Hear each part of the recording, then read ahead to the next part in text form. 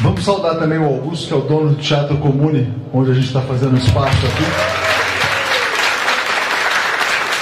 Hoje tem uma peça de teatro aqui, então o Augusto tem que falar até que horas a gente pode ficar, né, Augusto? Vamos ir, então quando der o cartão vermelho, você avisa. Bom, Florestan todos vocês conhecem, né? O Florestan conseguiu um feito histórico no jornalismo brasileiro, mundial. Antes do Florestan chegar, eu estava olhando com a Gisele o número de visualizações da entrevista do Lula, só nas duas plataformas que entrevistaram, que são a Folha e o El País. Já passou de 3 milhões de visualizações do vídeo integral. Se a gente pegar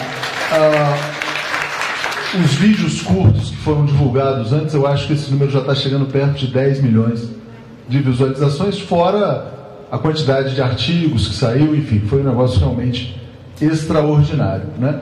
O Florestan começou a lutar por essa entrevista há praticamente um ano, né? Eu acho que ele é o grande responsável por ela ter acontecido. Então, a meu ver, foi ele que resgatou a voz do Lula, que foi silenciado. O Lula não foi apenas preso, ele foi preso e silenciado, porque a voz dele é muito poderosa. E foi um argumento jurídico do Florestan Fernandes, de que era a liberdade dele como profissional do jornalismo que estava sendo ameaçada, que fez com que o ministro Ricardo Lewandowski desse a primeira liminar, e depois disso a Mônica Bergamo veio na sequência e entrevistou junto com ele. Mas ele pode falar muito melhor dessa história do que eu, só queria fazer uma pequena introdução. Então, por favor, Florestan, falar sobre esse feito histórico no jornalismo brasileiro e mundial. Boa tarde, gente. É muito legal estar aqui com vocês, muito legal estar com o Mercadante, com o Léo, que são dois grandes amigos. Eu vivi uma semana muito emocionante na minha carreira, e eu que trabalhei na Globo, na Manchete, na Rede TV, na TV Cultura, no Estadão, na Folha, enfim, passei por todas as grandes redações do país, fiz a entrevista mais importante da minha vida, que foi com Lula nessa semana passada, e eu conheço Lula há muitos anos. Eu, quando era estudante, já estava militando no PT e defendendo um partido novo que estava surgindo na luta contra a ditadura militar. E estou até escrevendo um texto a respeito disso, porque eu conheci o Lula quando ele era líder sindical e eu era estudante, e depois eu fui para a televisão e, escondido, para não perder meu emprego, eu escrevi os programas do PT. E eu e o Paulo de Tarso escrevíamos o programa, e passava pela supervisão do Zé Disseu e do próprio Lula. E muitas vezes eu reclamei com o Lula, falando: ô Lula, você está cometendo muito erro de concordância, vamos ler o teleprompter para não cometer erro de concordância. Ele falou: não vou ler não, companheiro, não vou ler não. E aí ele fazia do jeito dele, ele lia o texto e fazia do jeito dele, e depois o tempo me deu a sabedoria e a crítica, a autocrítica, de dizer agora que quem era um jovem estudante para dizer para o maior líder sindical do Brasil qual a maneira que ele devia dizer, ou qual a maneira que ele devia falar com a população do Brasil. Ele juntava milhares de pessoas nos sindicatos e nas reuniões na frente das fábricas, e era aquela linguagem que o povo entendia. E eu que não estava entendendo que era aquela linguagem. Mas hoje o Lula não comete um erro de concordância.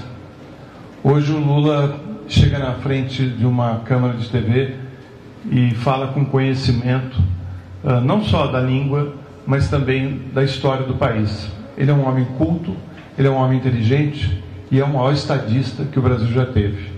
E o Brasil não pode e não deve ficar com ele preso, porque nós não vamos voltar a ser um grande país com ele preso. Ele é o nosso Mandela.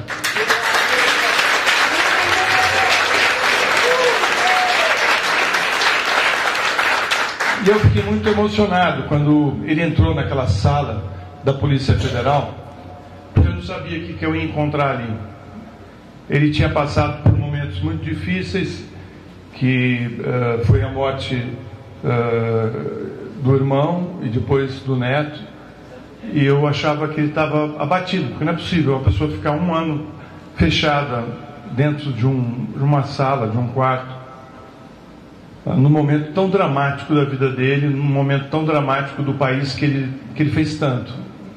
O Lula mudou esse país. Eu tive a minha filha, que tem 20 anos de idade, ela viveu esse período de autoestima, de a gente viajar pelo mundo e todo mundo fala: pô, você é brasileiro, que legal, né? Todo mundo queria vir para cá, né? O Lula fez isso. O Lula mostrou que era possível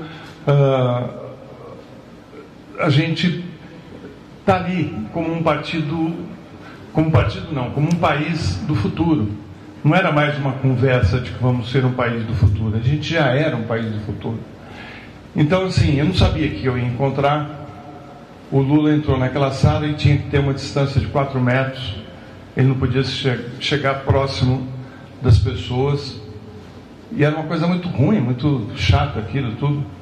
E quando ele entrou naquela sala, ele era o Lula, e ele ficou 2 horas livre, e foi muito emocionante ver ele livre ali. Ele entrou e não teve um delegado, um policial que se atreveu a falar para ele: você não pode chegar perto dos jornalistas. Ele chegou perto da Mônica Bergamo, abraçou a Mônica Bergamo, veio perto de mim, me abraçou e me beijou no rosto.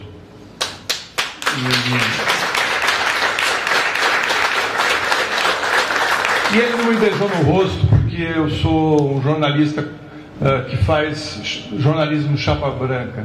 Ele me beijou no rosto porque ele sabe que eu sou digno e ético, e que eu faço parte de um grupo de jornalistas que não aceita fazer jornalismo comprometido com o pensamento dessa imprensa de pensamento único.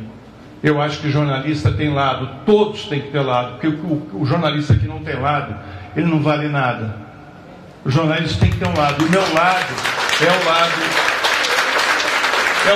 dos excluídos, é o lado de um país mais justo, de uma sociedade mais humana. E esse é meu lado. Só que quando eu entrevisto qualquer pessoa, da direita à esquerda, na hora que eu começo a trabalhar, eu sou jornalista e meu lado fica à parte, e eu faço as perguntas que eu tenho que fazer, porque a sociedade quer que eu cumpra a minha função, que é fazer uma entrevista correta. E eu fiz perguntas, 2 muito difíceis para o Lula, que foi sobre o Odebrecht e outra sobre o Palocci, que eu sei que é uma pergunta muito complicada, 2 perguntas complicadas. O Palocci foi um ministro importante do governo do Lula, e a Odebrecht foi uma empresa que teve um papel também importante na história do Brasil, e principalmente no governo Lula. E eu sabia que eram 2 questões delicadas, e ele soube responder, e eu tinha que fazer a pergunta, e eu fiz a pergunta, né? E eu acho que isso ele deve até me agradecer, porque ele pôde explicar.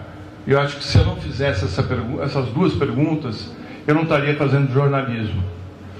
Então, eu queria dizer para vocês que essa minha luta de poder entrevistar o Lula e de poder estar ali frente a frente com ele e poder fazer um jornalismo ético, porque vocês devem estar se perguntando, você estava ali em nome do El País e tinha a Mônica da Folha. Antes da entrevista, eu conversei com a Mônica Bergamo e falei: Mônica, nós temos muitos anos de estrada. Eu vivi e presenciei, o Mercadante tem a mesma idade, ele sabe disso, a época da censura, a época das bombas nas bancas de jornais por conta da imprensa alternativa. Ele sabe o quanto que a gente lutou para ter a liberdade de expressão. Eu falei para ela: Mônica, a gente não pode querer brilhar em cima dessa entrevista. Essa entrevista é histórica e nem eu, nem você temos o direito de brilhar mais do que o entrevistado. E ela falou para mim: Florestan, eu concordo plenamente com você. A gente não pode brilhar em cima dessa entrevista.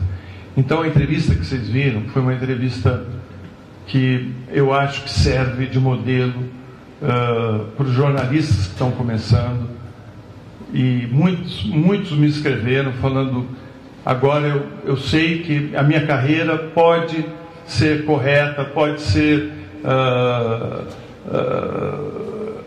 ética, que é possível fazer um jornalismo decente, porque dois jornalistas de dois órgãos grandes tiveram lado a lado e a gente não brilhou. Quem brilhou foi o Lula. Quem brilhou foi o Carcará do sertão nordestino, que durante 2 horas sobrevoou aquela sala, né, e que durante 2 horas voou pelos céus da República de Curitiba falando: eu estou aqui, eu estou vivo e eu tenho muita coisa para dizer para o meu povo que está aí embaixo, né? O Lula é um sobrevivente, ele passou fome, ele é um retirante, e ele entrou e saiu daquela sala de cabeça erguida, e aquilo me emocionou muito. Para dizer para vocês, assim, quando eu estava ali entrevistando, eu tinha essa noção de que eu estava na frente do maior estadista que o Brasil já teve, maior que o Getúlio Vargas, maior que o Juscelino, enfim. Eu fiquei muito emocionado de estar na frente dele, porque ele está ali preso injustamente. Todo mundo sabe que ele está ali preso injustamente. O mundo sabe que ele não cometeu crime para estar preso. Todos vocês que estão aqui sabem disso, né? E ele não foi para o exílio, ele não fugiu, ele está ali dentro, ele não se matou. E eu falei para ele, assim, alguns dias antes, num almoço que o Léo e o Mercadante também estavam presentes, eu falei para ele, Lula, por que você não vai embora, cara? Você é preso político, eles vão te prender, porque eles querem te tirar do jogo, eles querem tirar a esquerda do jogo. E ele falou: não, eu vou porque eu sou inocente, eu vou encarar isso, né? E ele demonstrou que, com toda a dor, né? Porque não é fácil você perder um irmão dentro da cadeia, não é fácil você perder um neto dentro da cadeia. Quando eu fiz essa pergunta para ele, foi o único momento que ele desabou na entrevista, que ele começou a chorar, e eu olhei na cara dos policiais que estavam na sala, e tinha alguns deles com os olhos vermelhos, e um deles especificamente é admirador do Lula, e eu fiquei sabendo depois. Não vou dizer o nome, não. Mas enfim, as pessoas que estão ali dentro estão vendo que o Lula é um perseguido político, e então quando eu fiz essa pergunta, que ele baqueou, né, e não tinha como não baquear, ele rapidamente se restabeleceu, levantou a cabeça e voltou a ser o Lula, com toda a dor no peito, com um olhar de tristeza, porque ele tinha esse olhar de tristeza. Eu percebi isso, que tinha um olhar de tristeza no fundo dos olhos dele. Ele foi grande, ele foi firme, ele falou o que tinha que falar. E então, assim, como jornalista, eu tenho que dizer que foi um grande marco. E eu e a Mônica, a gente está conversando até hoje, curtindo essa entrevista, porque a gente sabe que a gente fez história, e que os dois estavam ali na frente de um grande homem, e vai ficar para a minha carreira, vai ficar para meus netos, né, o registro de um perseguido político que teve a oportunidade de falar por conta de um processo jurídico, onde eu cobrei meu direito de trabalhar, o direito de entrevistar uma pessoa que milhões de pessoas gostariam de saber o pensamento dele.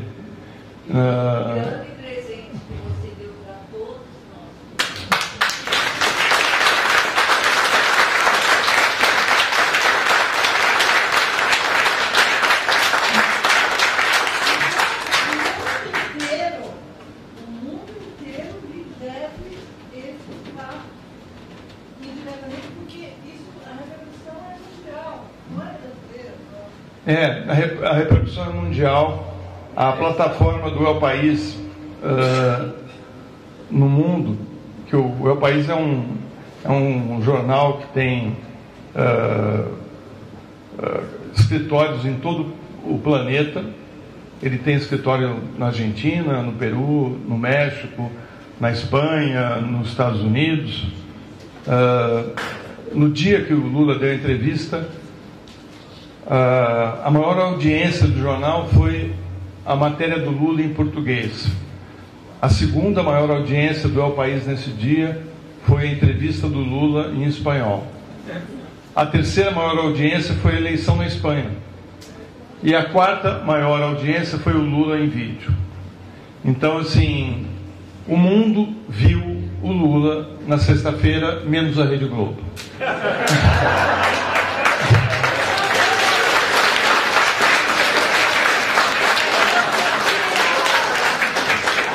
E, assim, eu acho que essa entrevista é um marco para todos nós, porque a gente está passando um momento tão difícil e a gente está, assim, precisando ouvir a fala dele.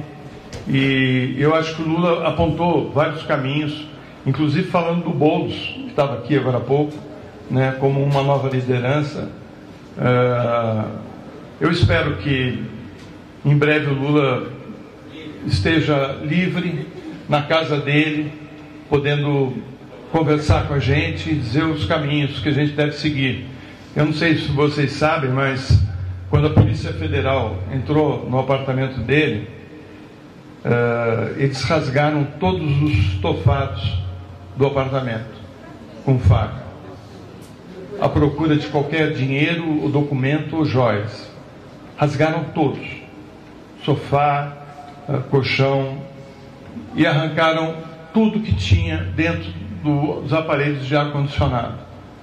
E não acharam uma joia, não acharam um dinheiro, como acharam, por exemplo, nas sacolas do Aécio Neves ou do Gedel Vieira, né? Então, assim, é uma coisa incrível o sujeito ter a sua casa invadida dessa maneira e terem levado o iPad do netinho dele, o Arthur, que morreu sem ter o iPad de volta, né? O drama que é para a família, né? E eu espero que um dia a gente possa tornar público o drama que está vivendo a família Lula da Silva, que eu me solidarizo com eles, porque eu imagino a dificuldade que está sendo viver com toda a perseguição que está ocorrendo contra a família do Lula e o sofrimento que isso está provocando nele. Ele falou, quando eu perguntei para ele o que mais te incomoda é a sua família, é o problema na sua casa, ele falou, não, é também, mas mais é o meu povo, é a minha nação. Ou seja, ele sempre está com a cabeça no país dele. E quando eu entrei aqui e vi essa foto dele, né, eu lembrei do meu pai e da relação dos dois. Tem um texto do meu pai que ele escreveu nos anos 90, 89, 90, e que ele falava do PT e do Lula, e ele fez um livro que chamava A Contestação Necessária, e ele, em cada capítulo, ele contava a história de uma pessoa que tinha marcado a vida dele, ou que ele tinha convivido com essa pessoa, ou um teórico que marcou a vida dele, né? Então, ali tinha desde o Lenin, passando pelo Enfio, e tinha um capítulo para o Lula, que é um capítulo muito bonito, que ele fala do Lula, e fala que o Lula é um perseguido.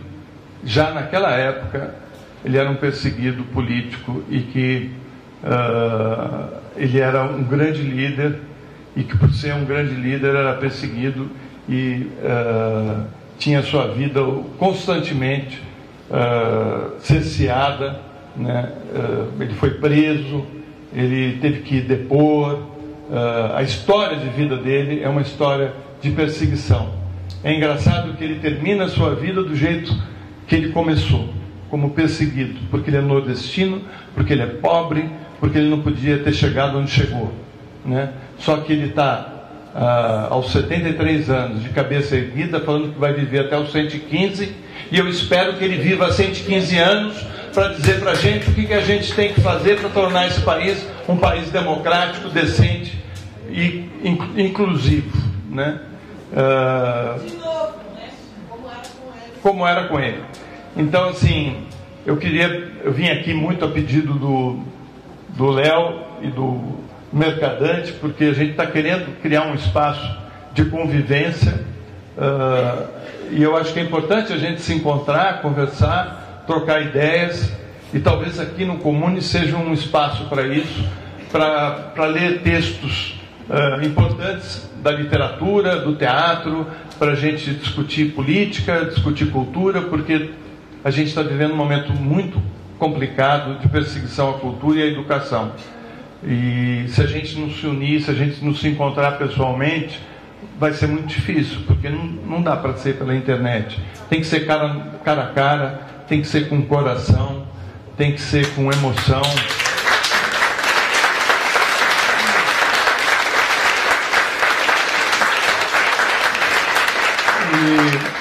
E o Mercadante teve essa ideia. Ele, no último encontro que a gente realizou lá na Casa do Saber, ele falou para o Léo e para mim, falou: nós precisamos criar um espaço de encontro. E muitas pessoas que estão aqui dentro, que viveram o regime militar, sabem da importância desse espaço de encontro. A gente se encontrava no bar, a gente bebia juntos, a gente discutia o futuro do Brasil e do enfrentamento da ditadura. Então nós temos que estar aqui juntos, porque está angustiante viver num país fascista. Quando eu entrei naquela sala na Polícia Federal, Léo, e que o delegado começou a falar que a entrevista seria feita com a minha presença e a da Mônica Bergamo, mas que teria também jornalistas que estavam sendo selecionados por eles para fazer parte da plateia, com direito à pergunta. Os advogados, tanto os meus advogados como os advogados do Lula, ficaram revoltados, começaram a gritar, e eu fiquei em silêncio. A diretora do El País no Brasil ficou nervosa, e eu falei para ela se acalmar, falei: espera um pouco, e pedi o direito à palavra, e falei para eles o seguinte: eu falei, eu nunca vi isso em 30 anos de jornalismo, eu nunca vi nunca vivi uma situação como essa que a gente está vivendo aqui. Me deu um frio na coluna, gente. Eu falei: eu estou olhando para o fascismo, eu estou de cara para o fascismo, mas o pior fascismo, que nem na época do regime militar eu tinha visto. Era uma coisa absurda o que estava acontecendo ali. Eles tinham selecionado jornalistas da imprensa extrema-direita para entrar dentro de uma entrevista que era minha e da Folha, que não tinha nada a ver com eles. Aquilo é uma falta de ética jornalística. Isso não existe. Como que você vai enfiar jornalistas ali sem autorização, inclusive, do entrevistado? Era para melar a entrevista, né? E aí eu falei para eles assim, eu falei: olha, vocês sabem o que é o El País? Vocês têm noção do que é o El País? Eles ficaram me olhando e eu falei assim: o El País é um dos maiores jornais do mundo. A notícia da sexta-feira, que seria a entrevista do ex-presidente Lula, vai ser ocupada pela notícia de que a Polícia Federal de São Paulo e seu chefe, que é o chefe maior, que é do Ministério da Justiça, está impedindo os jornalistas de exercerem o seu trabalho, impedindo e perseguindo um ex-presidente da República, como vem fazendo desde a prisão dele. Então, assim, o Lula não vai ser a notícia vai ser vocês. E a notícia, assim, a imagem do Brasil lá fora já é péssima, e vai ficar muito pior do que já está.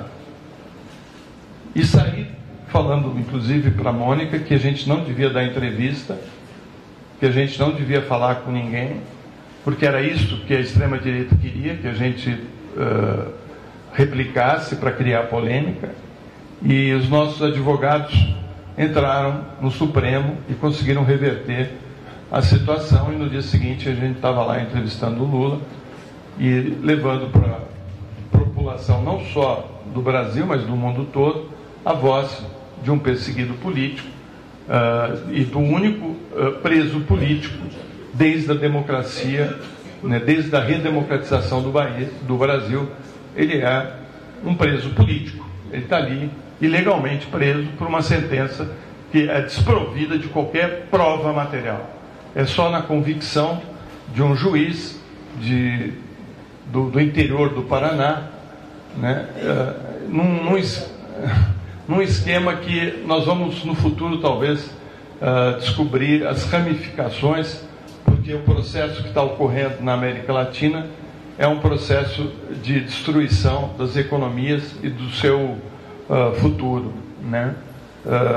Eu tenho para mim a impressão, e eu acho que o Mercadante, como um educador e um economista, deve saber melhor do que eu, a impressão que eu tenho é que eles estão aprofundando a crise para vender o nosso patrimônio.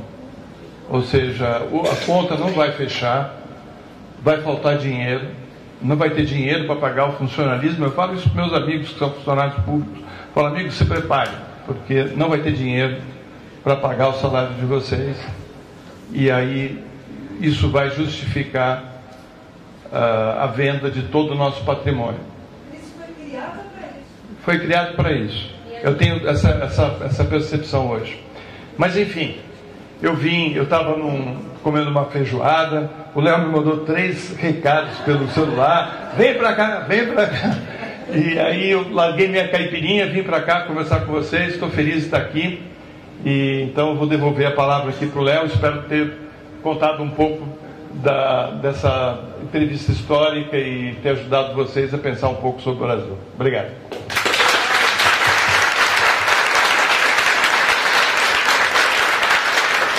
Muito obrigado ao Florestan. Como vocês viram, a caipirinha realmente inspirou. Ele fez uma fala emocionante. Eu recebi aqui centenas de mensagens repletas de gratidão. Precisamos fazer um elogio à cachaça também. Afinal, somos todos cachaceiros. Somos todos cachaceiros. O Florestan gosta de uma cachaça, porque eu sei, aliás, é a única pessoa que eu conheço que toma cerveja com cachaça. Quando toma uma cerveja, ele pede uma cachaça. Então, são vários. Eu achava que era só o Florestan. Eu, quando tomo cachaça, tomo cachaça. Quando tomo cerveja, mas ele me ensinou que tem um outro jeito. Eu vou te passar só para... Eu queria só sintetizar aqui. Eu vou passar para vocês fazerem questões aqui. Falar. Então, até vou chamar vocês aqui à frente para a gente captar vocês, porque a gente só está com uma câmera aqui. Eu queria agradecer muito a Janaína Mota, que se tornou membro do canal enquanto o Florestan falava. Não sei se vieram outras pessoas, porque não deu para acompanhar todos os superchats. Dizer que a gente faz esse encontro para os membros e assinantes. Então, da importância de que as pessoas ajudem a financiar o crescimento da imprensa independente. E o Florestan tem um papel importantíssimo nisso, sobre o qual eu vou falar daqui a pouquinho. Eu vou ler 2 mensagens aqui, uma para o Florestan e uma para o Lula, né? Uma da Ana Lúcia Silva dizendo: um presente à entrevista do Lula. Ninguém é capaz de dimensionar a força que ele deu a cada brasileiro desesperançado nesse país. Então, muito obrigado, Ana Lúcia, pelo comentário. E o Sebastião manda aqui uma mensagem direta para o Lula. Ele fala como se fosse o Lula comentando: te dei o pão, te dei um teto, te dei dignidade, e tu me destes a masmorra fria e a solidão. Então, obrigado ao Sebastião também. Antes de passar para o Mercadante e para vocês, que o Mercadante também quer fazer um comentário sobre o Florestan, eu só vou fazer aqui uma inconfidência. Todo mundo sabe como a entrevista do Florestan, aliás, do Lula ao Florestan e à Mônica, tocou milhões e milhões de pessoas no Brasil e no mundo. Se hoje são 10 milhões, amanhã vão ser 11, 12 e vai continuar crescendo, né? Eu também devo muito ao Florestan, porque a TV 247 só existe graças a uma sugestão que ele me deu numa padaria, ele, o Paulo Moreira Leite. Eu não conhecia o Florestan. O Paulo ficou no meu pé e falou: pô, vamos lá tomar...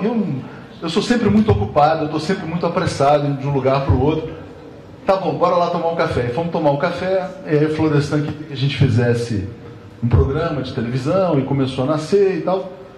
Aí, enfim, visitamos uma sala, ele falou: pô, aqui dá para fazer um estúdio. Fez um piloto, tudo isso. A Andréia Truz, que apresento por elas, e a Nani Pérez, que também apresento por elas, já foram no nosso estúdio. Então, elas sabem que o nosso estúdio se chama Florestan Fernandes Júnior, tem uma plaquinha. E as pessoas perguntam, mas por que você homenageia uma pessoa viva? Ué, porque é uma pessoa viva que foi e é importante para mim, né? Por que eu deveria homenagear uma pessoa morta? Se, enfim, até poderia, mas se é uma pessoa que é meu amigo, me deu uma ideia que foi muito transformadora para a minha vida. Então, vocês me conhecem. Obrigado. E aí é engraçado que aqui antes do encontro, Florestan, muita gente chega, pô, eu vejo você, tomo café com você todos os dias. Eu falei, obrigado. Então, graças ao Florestan, que vocês têm a nossa TV 247, que realmente foi muito transformadora. A gente já tinha um site consolidado, que é o Brasil 247, né? Mas a TV fez com que a gente crescesse muito mais, né? E eu não tinha ideia do que era YouTube, nunca tinha visto, nunca tinha entrado. Até um amigo meu do jornalismo fala, ele tirando sarro, né? Ele fala assim, Atush, você é um late blossomer. Eu falei, o que é um late blossomer? É uma flor que floresceu tardiamente, assim, como se eu fosse um talento assim, para a comunicação, mas enfim, de qualquer maneira, devemos isso ao Florestan, aquele café na padaria, eu, ele, o Paulo Moreira Leite. Então tá lá, quando vocês forem nos visitar, vocês vão ver que a plaquinha tá lá e vai continuar para sempre, porque ali é a nossa sede.